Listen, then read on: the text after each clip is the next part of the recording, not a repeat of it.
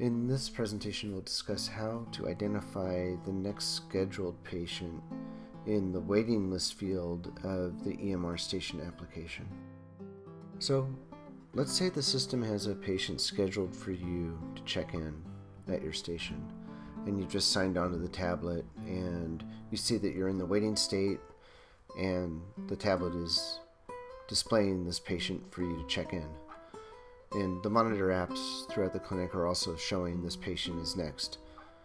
And therefore, the parents of the patient, everybody thinks that that patient will be the next one brought to your chair by a runner.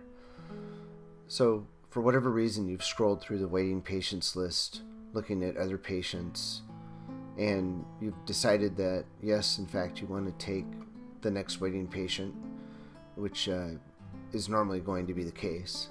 And you need to revert the next patient display to that patient. As you've clicked through the waiting patients list, you will be changing the patient that's displayed on the left. You want to revert it back to the one that the scheduler and the TV monitors say is next, so that you can click the check-in button and check that patient in. To do this, scroll the waiting list until you find a patient that is highlighted in yellow. This will be the patient the scheduling system has at the front of the line and is expected to be your next patient to be checked in. So click on that item in the list, and then the patient on the left will revert to the patient that you just selected. And from there you can click the check-in button to check that patient in and begin giving that patient care. So here's a quick demo. We're going to check ourselves in as an X-ray station, and when we do, we'll see that we have a number of waiting patients. The next one to be seen is patient 76, but we're going to go ahead and scroll through the list and select other patients, 22, 9, and so forth.